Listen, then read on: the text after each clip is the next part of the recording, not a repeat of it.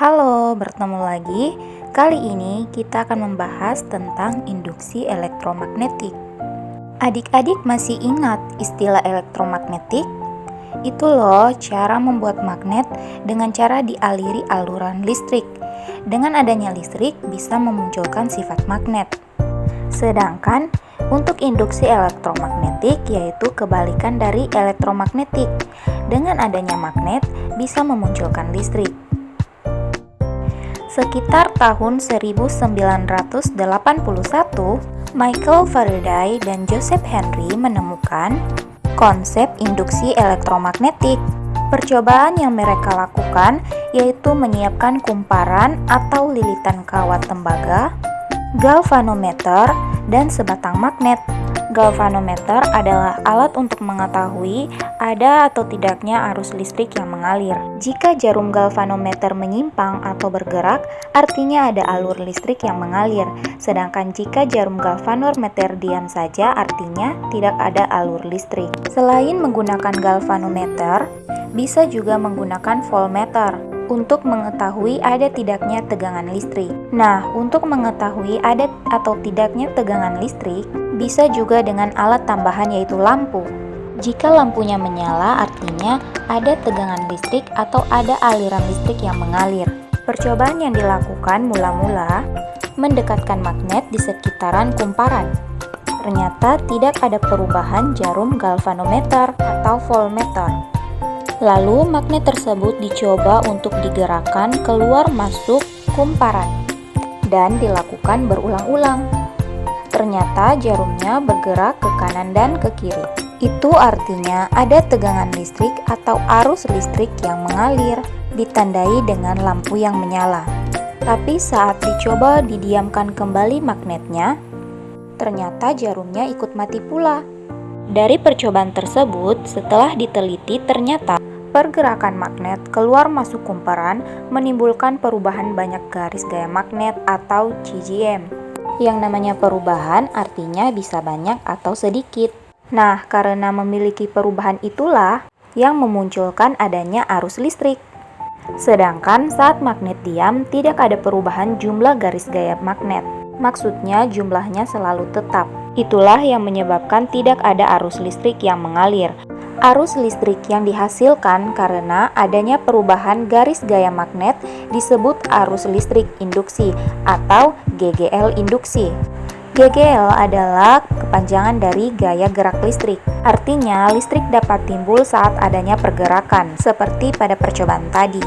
Untuk dapat memunculkan arus listrik induksi atau GGL induksi, bisa dilakukan dengan beberapa cara.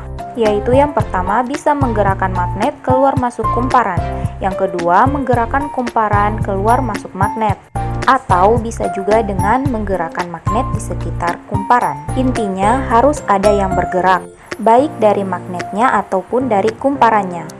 Ada beberapa faktor yang mempengaruhi besar kecilnya arus listrik induksi yang dihasilkan, diantaranya jumlah lilitan. Semakin banyak lilitan pada kumparan, maka arus listrik induksi semakin besar. Begitupun sebaliknya. Yang kedua, kecepatan gerak magnet atau kumparan, yaitu semakin cepat gerakan magnet atau kumparan, maka arus listrik induksi semakin besar. Yang ketiga yaitu kekuatan magnet. Kekuatan magnet ini berdasarkan medan magnetnya. Semakin besar kekuatan medan magnetnya, maka arus listrik induksi semakin besar. Untuk ukuran magnetnya tidak berpengaruh ya, yang penting kekuatan magnetnya dalam menarik benda.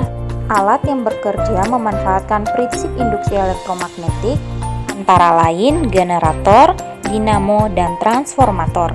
Oh ya adik-adik, di rumah-rumah pasti ada listrik kan? Nah, dari mana sih sumber listrik itu? Dari PLN. Terus, PLN dari mana? Listrik yang dapat kita nikmati di rumah berasal dari pembangkit listrik. Misalnya PLTA, yang sumber utamanya berasal dari air. Untuk dapat menghasilkan arus listrik, ada alat yang namanya generator.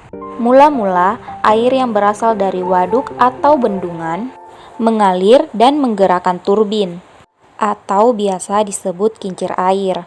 Dengan bergeraknya turbin, maka akan menggerakkan generator yang terhubung dengan turbin. Di dalam generator terdapat magnet dan kumparan, sehingga saat generator bergerak, secara otomatis akan menghasilkan arus listrik yang nantinya akan disalurkan ke rumah-rumah penduduk. Selain ada generator, alat yang memanfaatkan induksi elektromagnetik juga yaitu dinamo. Misalnya yang ada di roda sepeda seperti ini. Saat roda sepeda bergerak, dinamo pun ikut bergerak. Nah, di dalam dinamo tersebut terdapat magnet dan kumparannya, sehingga pergerakan magnet atau kumparan di dalam dinamo dapat menghasilkan arus listrik. Arus listrik tersebut biasanya dimanfaatkan untuk menyalakan lampu sepeda. Semakin cepat pergerakan roda sepeda, artinya nyala lampu yang dihasilkan semakin terang juga. Berikutnya ada transformator. Transformator bisa juga disebut trafo. Trafo digunakan sebagai alat untuk menaikkan dan menurunkan tegangan listrik. Setiap alat listrik pasti di dalamnya dilengkapi trafo ini. Ingat tentang generator tadi kan? Saat akan ditransmisikan ke rumah-rumah penduduk, maka di gardu listrik dilengkapi trafo. Gunanya agar tegangan yang dialirkan ke rumah penduduk tidak terlalu tinggi. Jadi harus diturunkan terlebih dahulu. Kalau tidak, bisa-bisa meledak loh. Nah, ada dua jenis trafo, yaitu ada trafo step up dan trafo step down. Trafo step up berguna untuk menaikkan tegangan listrik, sedangkan trafo step down untuk menurunkan tegangan listrik.